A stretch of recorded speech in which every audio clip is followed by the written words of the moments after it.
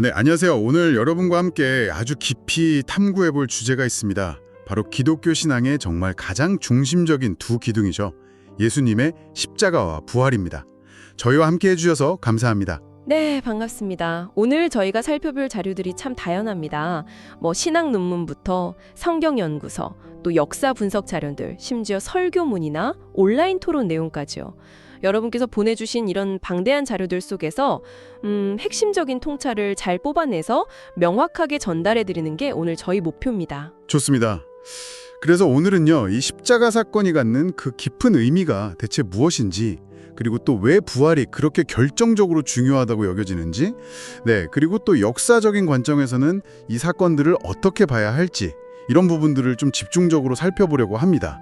자, 그럼 바로 시작해 볼까요? 네, 좋습니다. 먼저 왜 이 십자가와 부활이 기독교 신앙의 거의 전부라고 할 만큼 이렇게 핵심 중에 핵심으로 강조될까요? 성경 자체에서도 계속 그 중요성을 이야기하고 있지 않나요? 맞습니다. 그 복음서를 보면요, 예수님 스스로 자신의 사명이 무엇인지 아주 명확하게 밝히셨어요. 예루살렘에 가서 고난받고 죽임당한 뒤에 사흘 만에 살아나는 것. 마태복음 16장이나 마가복음 8장 같은 데 나오죠. 이게 당신의 길이라고 제자들에게 직접 가르치셨습니다. 그러니까 단순히 앞으로 일어날 일을 예고하신다, 이걸 넘어서서 당신 사역의 핵심 목적이다, 이걸 분명히 하신 거죠. 네, 그 예수님의 수제자였던 베드로조차도 처음에는 이 길을 잘 이해를 못했잖아요. 오히려 막아서다가 사탄아 물러가라 이런 심한 꾸지람까지 들었고요. 마태복음 16장에 나오죠. 하지만 그 베드로가 나중에는 완전히 변화되었죠. 그 오순절 설교에서 보면 바로 여러분이 십자가에 못 박은 이 예수를 하나님이 주와 그리스도가 되게 하셨고 다시 살리셨다. 사도행전 2장 36절 말씀이죠. 이렇게 담대하게 선포하면서 교회의 시작을 열었습니다. 뭐랄까, 그의 변화 자체가 이 사건의 중요성을 딱 보여주는 것 같아요. 사도 바울은 더 극명하게 이야기합니다. 고린도 교회에 보낸 편지를 보면요, 내가 여러분 가운데서 예수 그리스도 곧 십자가에 달리신 그분밖에는 아무것도 알지 않기로 작정하였다. 이렇게 고린도전서 2장 2절에서 말할 정도였으니까요. 와, 십자가 외에는 아무것도 알지 않기로 작정했다. 대단하네요. 네, 그리고 또 그 부활장으로 유명한 고린도전서 15장에서는 복음의 핵심을 딱 요약하면서 성경대로 그리스도께서 우리 죄를 위하여 죽으시고 성경대로 사흘 만에 다시 살아나셨다. 고린도전서 15장 3절 4절 말씀이죠. 아주 명확하게 선언합니다. 바울에게는 이 십자가와 부활의 주님을 아는 지식, 이게 너무너무 귀해서 자기가 예전에 자랑하던 것들, 세상적인 유익, 이런 것들을 다 배설물처럼 여긴다고까지 고백을 했죠. 빌립보서 3장에서요. 그렇군요. 십자가와 부활이 복음의 핵심이다. 이 점은 정말 분명해 보입니다. 그런데요, 그렇다면 그 십자가 죽음이 구체적으로 어떤 의미를 갖는다고 봐야 할까요? 그냥 비국적인 처형, 그 이상의 의미가 있다는 거겠죠, 당연히. 네, 맞습니다. 신약 성서 전체를 이렇게 쭉 훑어보면요, 십자가는 정말 여러 겹의 깊은 의미를 가지고 있습니다. 이걸 하나하나 다 나열하기보다는 크게 몇 가지 차원으로 묶어볼 수 있을 것 같아요. 첫째는 하나님의 근본적인 성품, 그러니까 공의로우시면서 동시에 정말 한없는 사랑을 보여주는 사건이라는 점이고요. 네, 공의와 사랑. 둘째는 약간 법적인 차원이라고 할까요? 죄인인 인간이 하나님 앞에서 의롭다고 인정받을 수 있는 근거, 그 칭의라고 하죠. 그 근거를 마련하고 하나님과 화해할 길을 열었다는 것입니다. 그리고 셋째는 좀 더 우주적인 차원인데요. 죄와 죽음, 그리고 사탄의 권세, 이런 것들을 꺾는 결정적인 승리, 그리고 동시에 옛날에 그 제사 시스템을 완성하고 새로운 관계, 즉 새 언약을 여는 분기점이다, 이렇게 제시됩니다. 그러니까 이게 단순히 개인의 구원 문제만이 아니라 하나님과의 관계 회복, 더 나아가서는 우주적인 승리까지 다 아우르는 정말 다층적인 의미가 담겨 있다는 말씀이시네요. 네, 그렇습니다. 이런 기본적인 이해를 바탕으로 해서 이제 신학자들이 이 십자가를 더 깊게 파고 들었겠죠. 예를 들어서 위르겐 몰트만이라는 신학자가 있지 않습니까? 이분은 어떤 점을 특히 강조했나요? 그 관점이 상당히 독특하다고 들었거든요. 네, 몰트만. 그분은 십자가 위에서 예수님이 외치신 그 처절한 절규 있잖아요. 나의 하나님, 어찌하여 나를 버리셨나이까? 마가복음 15장 34절 말씀이죠. 여기에 아주 깊이 주목합니다. 그는 이걸 그냥 단순히 인간적인 고통의 표현으로만 보지 않아요. 그런가요? 네. 오히려 예수님이 하나님에게 정말 철저히 버림받은 사람들, 소위 말하는 신없는 사람들의 그 고통과 절망 속으로 자신을 완전히 던져 넣으신 것, 그들과의 깊은 연대, 소리다리티라고 하죠. 이걸 보여주는 사건으로 해석합니다. 이 하나님으로부터 버림받음, God forsakenness라고 표현하는데 이 경험이야말로 십자가 고통의 핵심이라고 보는 거죠. 와, 하나님으로부터 버림받는 경험이라. 이거 상당히 충격적인 해석인데요. 그 버림받음이 그럼 우리에게는 어떤 의미가 있는 건가요? 몰트만은 바로 그 버림받으신 예수를 통해서 우리가 해방된다고 봅니다. 예를 들면 율법주의의 속박이라던가 정치 권력의 압제, 심지어는 차갑고 무감각한 그런 신앙 형태 같은 거짓된 신들로부터의 해방이죠. 고통받고 버림받으신 그리스도만이 진정한 자유를 주신다, 이런 역설이에요. 더 나아가서 몰트만 신학의 핵심은 이 십자가 사건을 삼위일체 하나님 안에서 일어난 사건으로 본다는 점입니다. 삼위일체 안에서 일어난 사건이요? 그건 또 무슨 뜻인가요? 좀 어렵네요. 네, 조금 어렵죠. 그러니까 아들 예수님이 십자가에서 그 버림받는 고통을 겪으실 때 아버지 하나님 역시 침묵 속에서 아들을 내어주는, 즉 아들과 분리되는 그런 깊은 고통을 함께 겪으셨다는 해석입니다. 이게 아버지가 직접 십자가 고통을 당했다는 그런 성부순환설과는 좀 다른데요. 아들의 죽음이 아버지에게도 정말 한없는 슬픔과 사랑의 고통을 안겨주었음을 강조하는 거예요. 즉 십자가는 하나님 자신 안에서 일어난 깊은 사랑과 고난의 드라마라는 통찰이죠. 아들의 아버지 없음은 아버지의 아들 없음과 연결되어 있다, 이런 식으로 표현하기도 합니다. 와, 하나님의 고통까지 이야기하는군요. 정말 깊은 신학적인 성찰이네요.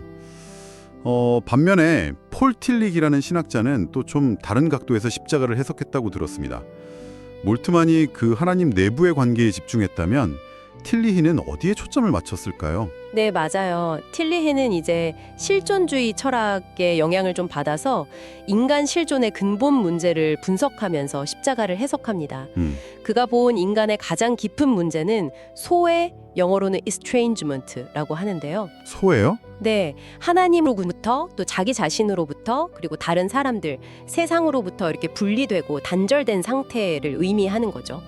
틸리에게 십자가는 바로 예수 그리스도가 이 근본적인 인간 실존의 문제, 즉 소외라는 깊은 현실 속으로 기꺼이 들어가시고 거기에 자신을 내어주신 subjection이라고 표현하는데요. 그런 사건으로 보는 겁니다. 그러니까 십자가는 우리가 겪는 그 소외와 단절의 고통 속으로 그리스도께서 완전히 들어오셨다는 걸 보여주는 아주 강력한 상징이다, 이런 말씀이시군요. 맞습니다. 틸리는 십자가를 통해서 그리스도가 인간 실존의 그 부정적인 측면, 그러니까 소외와 절망의 상태 아래로 내려가셨음을 보여준다고 했어요. 그리고 그걸 받아들이심으로써 역설적으로 그걸 극복할 길을 여셨다는 거죠. 알겠습니다. 몰트만과 틸리, 정말 각기 다른 관점에서 십자가의 깊은 의미를 탐구했군요. 그런데요, 자료들을 보면 한결같이 십자가만큼이나, 아니 어쩌면 그 이상으로 부활이 중요하다고 강조하고 있거든요. 십자가의 대속이 그렇게 중요하다면 왜 부활이 또 반드시 필요한 걸까요? 십자가만으로는 구원이 완성되지 않는 건가요? 우리가 전하는 것도 헛되고 여러분의 믿음도 헛되며 여러분은 여전히 죄 가운데 있을 것이다. 이렇게 고린도전서 15장에서 말합니다. 네, 부활이 없다면 기독교 신앙 전체가 그냥 무너진다, 이런 선언이나 마찬가지죠. 잠깐만요. 보통 십자가에서 죄 문제가 해결되었다, 이렇게 이해하잖아요. 그런데 왜 부활이 없으면 여전히 죄 가운데 있다는 걸까요? 그 연결고리가 좀 궁금합니다. 좋은 질문입니다. 많은 신학자들, 특히 이제 개혁주의 전통에서는 이렇게 설명을 많이 하는데요. 십자가가 우리 죄의 값을 치르신 하나의 행위였다면 부활은 그 십자가의 희생제사가 하나님께 온전히 받아들여졌다라는 하나님의 공식적인 인증과 같다는 겁니다. 인증. 네. 그리고 또 예수님께서 죄와 죽음의 권세를 완전히 이기셨다는 명백한 증거이기도 하고요. 따라서 부활이 없다면 십자가에서 이루신 그 구속사역의 효력이 우리에게 적용될 보증이 없는 셈이 되는 거죠. 죄사함이라든지 의롭다 하심, 즉 칭의의 근거가 불확실해지는 겁니다. 이게 로마서 4장 25절에서 예수는 우리가 범죄한 것 때문에 내줌이 되고 또한 우리를 의롭다 하시기 위하여 살아나셨느니라, 고 말하는 그 의미와 딱 연결이 되는 부분이죠. 아하, 그러니까 부활은 십자가의 구속을 확증하고 그 효과를 우리에게 실제로 적용시키는 역할을 한다. 이 말씀이시군요. 십자가 따로 부활 따로가 아니라 정말 하나의 완성된 사건으로 봐야겠네요. 는 십자가 부활 사건이라는 하나의 구원 드라마인 거죠. 남세희 같은 신학자도 기독교의 중심은 십자가만도 아니고 부활만도 아닌 십자가 부활이라고 강조를 했었고요.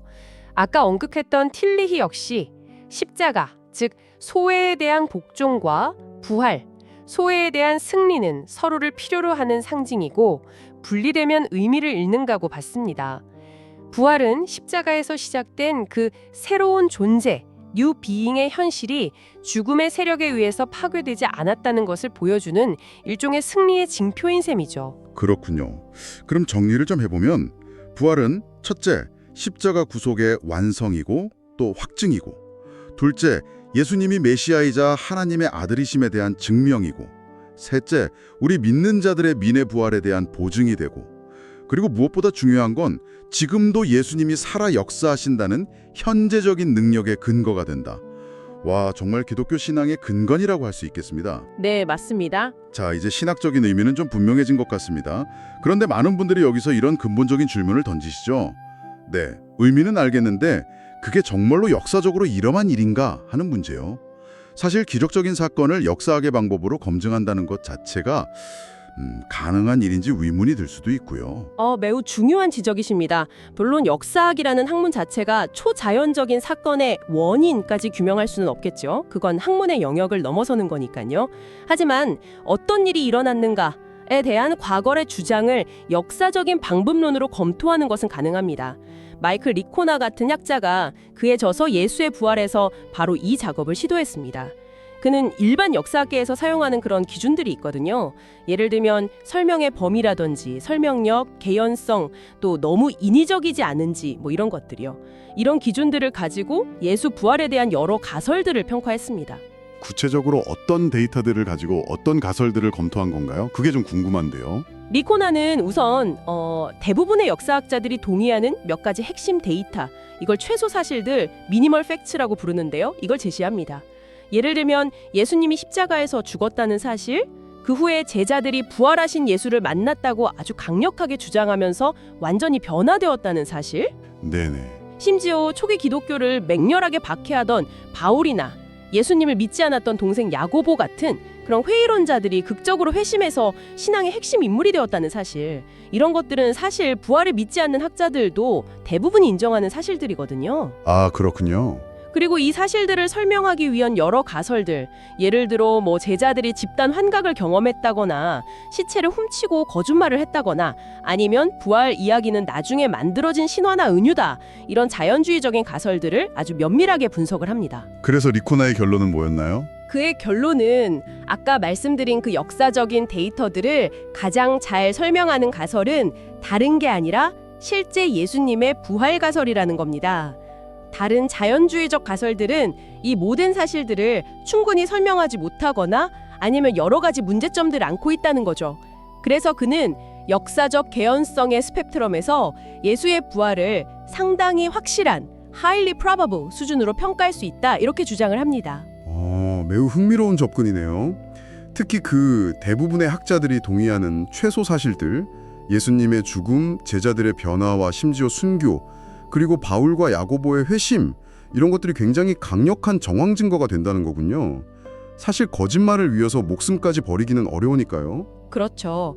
자신이 진실이라고 굳게 믿는 어떤 신념을 위해서 죽는 사람들은 역사적으로 많이 있었지만 이게 명백히 거짓인 줄 알면서 꾸며낸 이야기를 위해서 기꺼이 끔찍한 죽음을 맞이할 사람은 찾기 어렵다. 이 점을 많은 학자들이 지적합니다. 물론 이게 부활을 100% 증명하는 것은 아니죠, 역사학적으로. 하지만 왜 수많은 사람들이 부활을 역사적 사건으로 받아들이는지에 대한 아주 설득력 있는 근거를 제공하는 것은 사실입니다. 그런데요, 그 복음서 기록들을 보면 십자가 사건이나 부활 장면 묘사에서 세부적인 내용이 조금씩 다른 부분들도 있지 않습니까? 예를 들면 예수님의 마지막 말씀이라든지 아니면 무덤에 찾아간 사람들의 명단 같은 것들이요. 이런 차이점들은 복음서의 신뢰도를 좀 떨어뜨리는 요인이 아닐까요? 네, 그 차이점들은 분명히 존재하고요. 아주 오랫동안 논의되어 온 주제입니다. 성서학자들은 일반적으로 마가복음이 가장 먼저 기록되었고 마태와 누가는 마가를 주요 자료로 삼으면서 각자의 공동체 상황이나 또 신학적인 관점에 따라서 내용을 추가하거나 재구성했다고 봅니다. 아하, 그리고 요한복음은 또 다른 독자적인 전승과 아주 깊은 신학적 성찰을 바탕으로 기록되었다고 보고요. 그렇다면 어떤 복음서가 더 정확하다고 봐야 하는 건가요? 글쎄요, 이게 정확성의 문제라기보다는 관점의 차이로 이해하는 것이 더 적절해 보입니다. 기독교는 전통적으로 이 네 복음서를 서로 경쟁하거나 모순되는 기록으로 본 게 아니고요.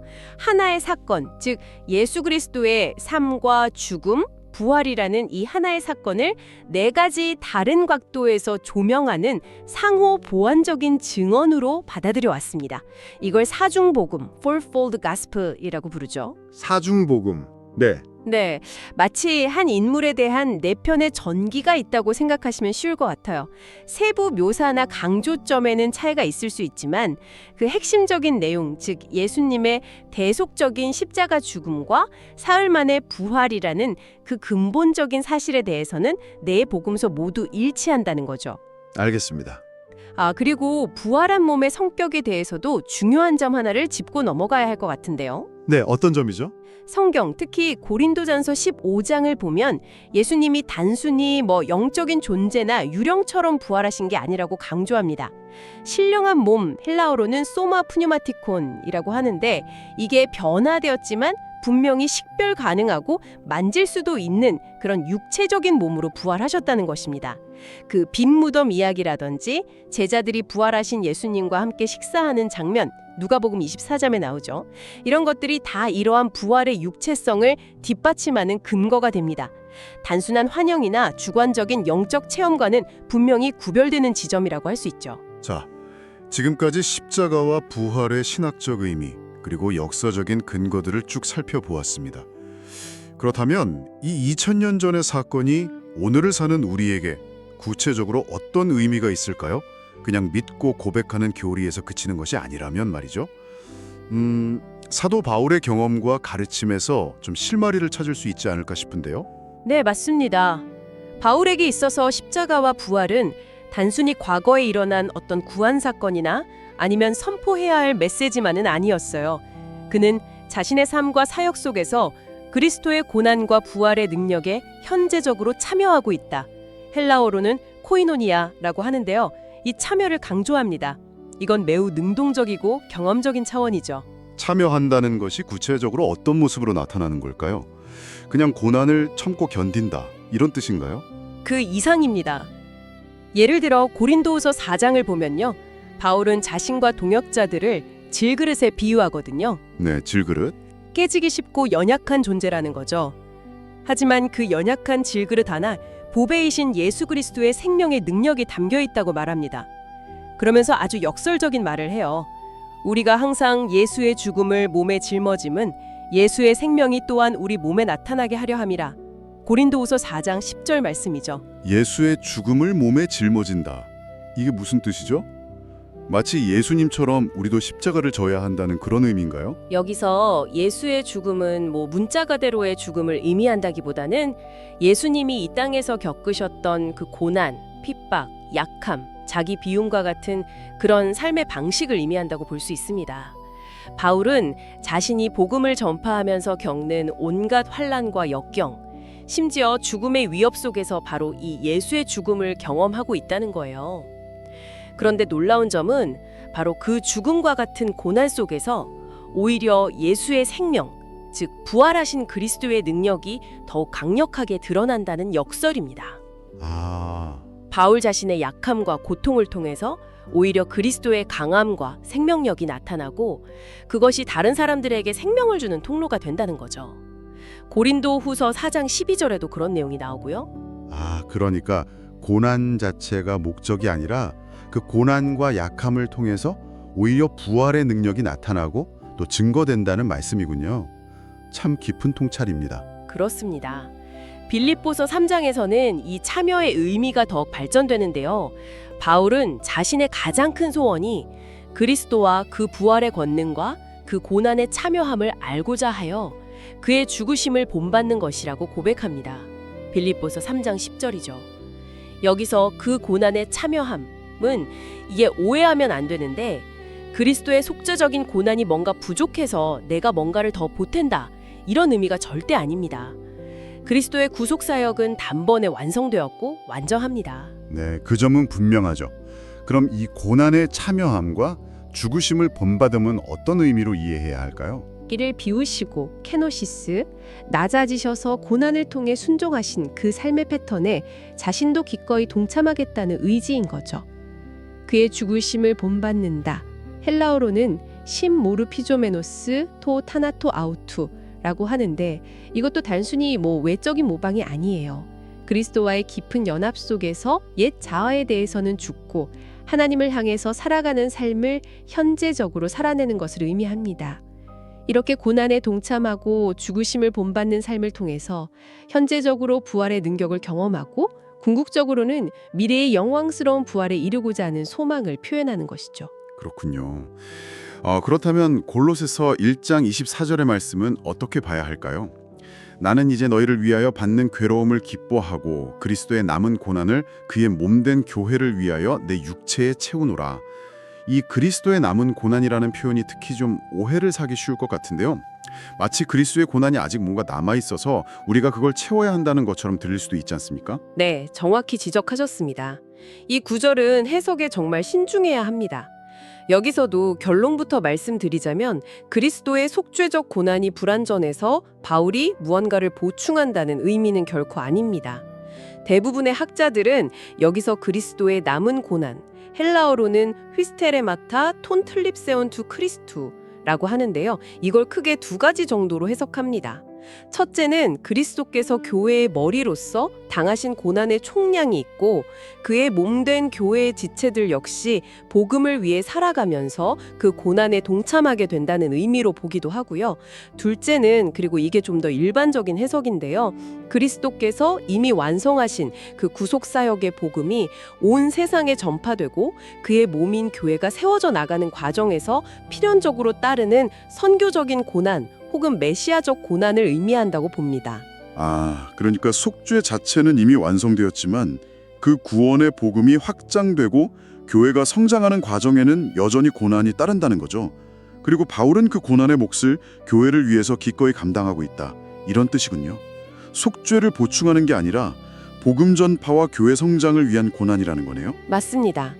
그리스도께서 자신의 몸인 교회를 위해 고난을 당하셨듯이 바울도 그 몸의 지체로서 교회를 세우고 온전하게 하기 위해서 고난에 동참한다는 것입니다. 이 고난은 구속 자체를 이루는 것이 아니라 이미 완성된 구속의 은혜가 더 많은 사람에게 전해지고 교회가 든든히 서가도록 하는 데 기여하는 거죠. 이런 의미에서 바울은 자신의 고난을 심지어 기뻐한다고까지 말하는 겁니다. 자신의 고난이 헛되지 않고 교회를 세우는 데 쓰임받는다는 확신이 있었기 때문이죠. 이제 좀 명확해지네요. 결국 이 모든 논의가 가리키는 것은 십자가와 부활은 단순히 2000년 전에 일어난 과거의 사건이나 우리가 그냥 지적으로 동의해야 할 교리 목록이 아니라는 거군요. 오히려 오늘 우리의 삶 속에서 특히 고난과 역경을 마주할 때 그리스도의 죽으심과 부활에 연합하고 참여함으로써 경험해야 할 그런 살아있는 실제라는 말씀으로 들립니다. 네, 바로 그렇습니다. 네, 오늘 우리는 기독교 신앙의 핵심이라고 할 수 있는 십자가와 부활에 대해서 정말 다각도로 깊이 탐구해 보았습니다. 풍부한 신학적 의미부터 또 치열한 역사적 논쟁, 그리고 믿는 이들의 삶을 근본적으로 변화시키는 현재적인 능력까지 확인하는 그런 시간이었습니다. 그렇습니다. 십자가의 고난과 부활의 영광은 결코 분리될 수 없으며 서로를 통해서 그 의미가 온전히 드러나고 완성된다는 것을 기억하는 것이 중요할 것 같습니다. 뭐랄까, 십자가 없는 영광은 값싼 은혜일 수 있고 또 부활 없는 십자가는 비극으로만 남을 뿐이니까요. 네, 맞습니다. 마지막으로 오늘 나눈 이야기들을 바탕으로 여러분 각자에게 생각해 볼 질문을 하나 던지면서 마무리하고 싶습니다. 아까 살펴본 몰트만 신학자의 통찰처럼 십자가를 단지 예수님 혼자만의 고통이 아니라 아버지 하나님 역시 아들과 함께 고통을 겪으신 하나님 자신 안에서의 깊은 사건으로 바라본다면 여러분이 지금 겪고 있는 개인적인 고난이나 세상의 아픔을 이해하는 방식, 그리고 그 고통 속에서 하나님을 향한 여러분의 생각이나 관계가 어떻게 달라질 수 있을까요? 혹은 틸리의 관점처럼 예수를 우리 실존의 깊은 소외를 극복하고 새로운 존재, 뉴비잉의 가능성을 열어주신 분으로 이해할 때 오늘날 우리가 느끼는 의미 상실이나 단절감에 대해서 어떤 새로운 희망과 돌파구를 발견할 수 있는지 잠시 묵상해 보시는 것도 의미 있는 시간이 될 것 같습니다. 오늘 저희와 함께 이 깊은 여정에 동참해 주셔서 진심으로 감사합니다. 다음에 더 흥미로운 주제로 여러분을 다시 찾아뵙겠습니다.